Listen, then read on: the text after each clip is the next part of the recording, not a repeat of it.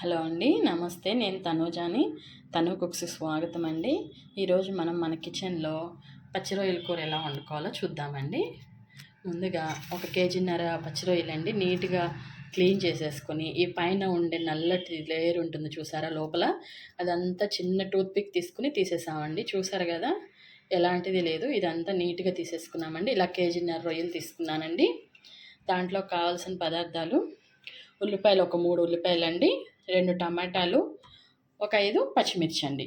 ఇవి 3 కలిపేసి మిక్సీ పట్టుకుందాము. దాని తర్వాత కావాల్సింది పసుపు, కారము, ఉప్పు అండి. దాని తర్వాత ఇందులో కావాల్సిన మెయిన్ మసాలా అండి ధనియాలండి. ఒక ఫుల్ టీ స్పూన్ ఆఫ్ ధనియాలు, 3 యాలకులు, ఒక 7-8 లవంగాలండి, ఒక దాల్చిన చెక్క 3 చిన్న చిన్న పీసెస్, కొంచెం జీలకర్ర అండి, కొబ్బరి, పచ్చి కొబ్బరి అండి, ప్లస్ అల్లము, వెల్లుల్లి అండి. ఇవన్నీ కలిపి ఒకసారి మిక్సీ పట్టుకుందామండి. ఇవన్నీ కలిపి ఒకసారి మిక్సీ పట్టుకుందామండి. తర్వాత తయారీ విధానానికి వెళ్దాము. హలో అండి, ఇప్పుడు మనం కర్రీ ప్రిపేర్ చేసుకుందామండి. ముందుగా స్టవ్ వెలిగించి ఒక గిన్నె పెట్టుకున్నానండి.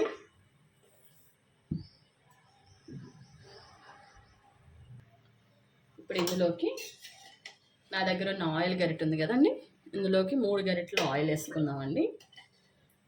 2, ఇదొకటి 3 అండి. ఎందుకంటే నాన్ వెజ్కి ఆయిల్ ఎక్కువే పడుతుంది కదండి, అది రొయ్యలకి ఇంకా ఎక్కువే పడుతుందండి. ఇంకా కొంచెం ఒక పావు గరిటె కూడా వేసుకుందాము.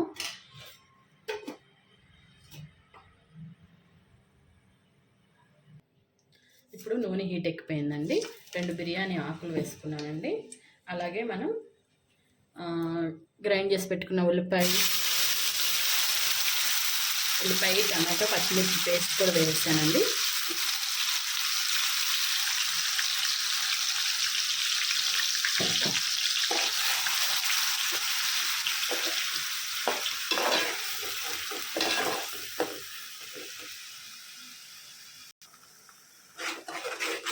ఇది వేగుతూ ఉంటుందండి, మీడియం ఫ్లేమ్లో వేపుకుందాం దీన్ని. ఇది కూడా కొంచెం ఆయిల్ పైకి వచ్చేదాకా వేపుకున్నామండి. ఇందులోనే కొంచెం పసుపు వేద్దాం. ఇప్పుడు ఒక 1/2 స్పూన్ పసుపు అండి.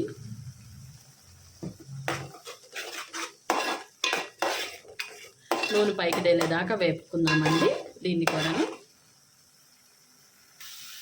ఇదని చూసారు కదా, ఇప్పుడు మన ఆయిల్ మొత్తం పైకి తేలుతుందండి. ఉల్లిపాయ బాగా వేగిపోయి, ఈ టైంలోనే మన రొయ్యలు వేసుకుందామండి. కడిగి నీట్గా పెట్టుకున్న రొయ్యలు. మీకు తెలిసే ఉంటుందిలేండి, రొయ్యల్లో పైన బ్లాక్గా ఒకటి ఉంటుందండి, అదైతే తప్పనిసరిగా తీసుకోవాలి. లేదంటే తింటున్నప్పుడు కొంచెం ఇసుక తగులుతుంది, అది దాని ఫుడ్ అంతా అక్కడ స్టోర్ అవుతుందంట. ఈ టెక్నిక్ అయితే అందరికి తెలిసేమోలేండి. కాకపోతే రొయ్యలు కూర చేస్తున్నాం కాబట్టి ఒకసారి ఆ మాట కూడా చెప్పేసుకుంటే బాగుంటుంది. అన్నీ ఇందులోకి వేసేస్తానండి. ఇప్పుడు ఒకసారి మనం అంతా కలిపి పెట్టుకుందామండి.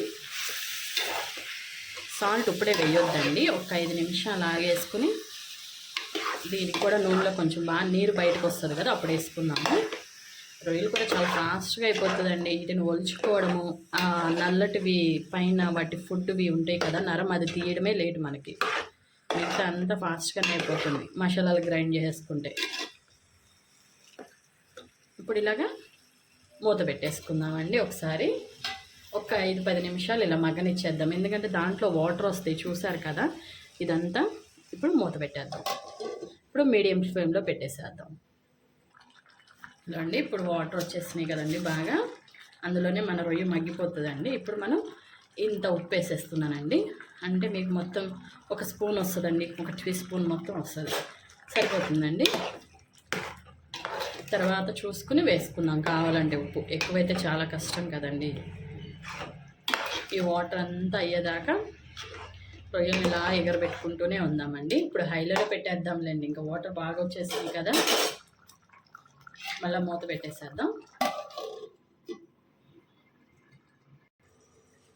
ఇప్పుడు మన కర్రీ ఎంతవరకు వచ్చిందో చూద్దామండి. వాటర్ అయితే సగం అయిపోయినాయండి.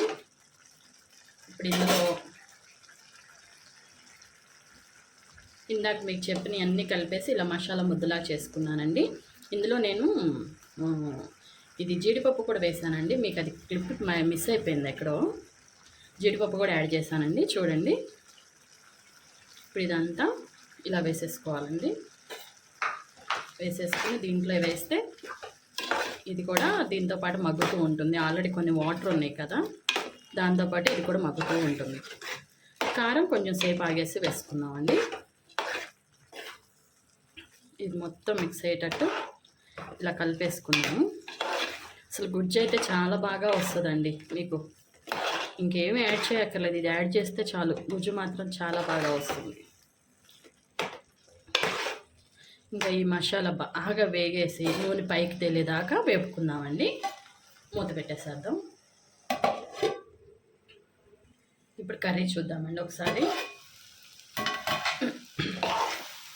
లైట్గా ఆయిల్ పైకి వస్తుంది, చూసారు కదా, మసాలా వేగి. ఇప్పుడు ఈ టైంలో కారం వేసుకుందామండి. కారం 1 స్పూన్ మొత్తం వేసేస్తున్నానండి. పచ్చిమిర్చి కూడా వేసాను కదా మిక్సీ పట్టి, అది కూడా చాలా ఘాటు ఉన్నాయండి పచ్చిమిర్చి నావి. సో ఇంకా కారం కూడా 1 స్పూన్ సరిపోతుంది అనుకుంటున్నాను. లాస్ట్కి చూసుకుందాం మళ్ళీ.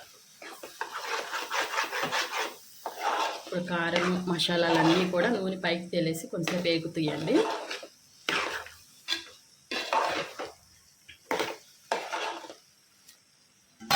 మళ్ళీ మూత పెట్టేసుకుందాం. ఇప్పుడు చూద్దామండి. మొత్తం ఆయిల్ పైకి తేలేసిందండి.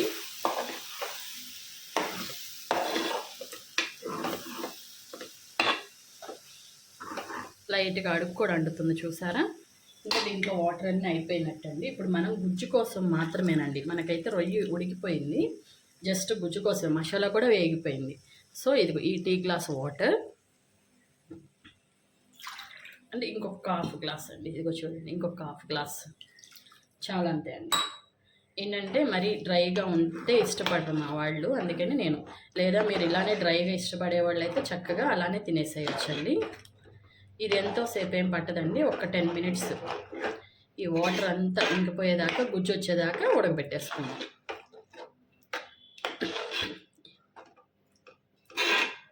మీకు లాస్ట్కి మళ్ళీ ఒకసారి చూపిస్తానండి.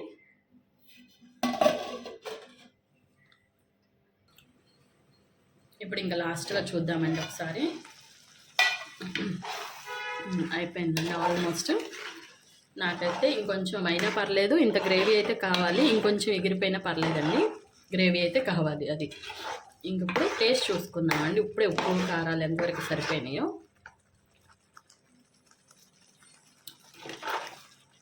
పర్ఫెక్ట్గా సరిపోయినాయండి.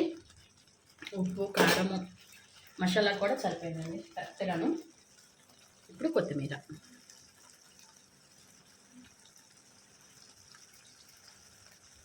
వేసేసుకున్నామండి. ఇంతే అండి రొయ్యల కూర. అన్నీ రెడీగా ఉంటే మనకు చాలా ఈజీగా అయిపోతుంది. ఈజీగా అంటే ఏముందిలేండి, నాకైతే దగ్గర ఒక 1/2 అవర్ అయితే పట్టిందండి కర్రీ.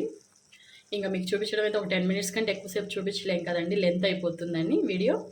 సో చూసారు కదా, మీకు నచ్చితే కనుక ఒక లైక్ చేయండి, సబ్స్క్రైబ్ చేసుకోండి. నా వీడియోని ఎంతో ఓపికగా చూసినందుకు చాలా థ్యాంక్స్ అండి. కొత్తగా ఎంటర్ అయిన వాళ్ళకి ఎంకరేజ్ చేయాలి అనుకుంటే కనుక చిన్న లైక్ ఒకటి ఇవ్వండి అండి. మీది ఒక లైక్ ఇవ్వండి, ఒక కామెంట్ చేయండి. ఓకేనా అండి? ఇంతే అండి. Thank you for watching.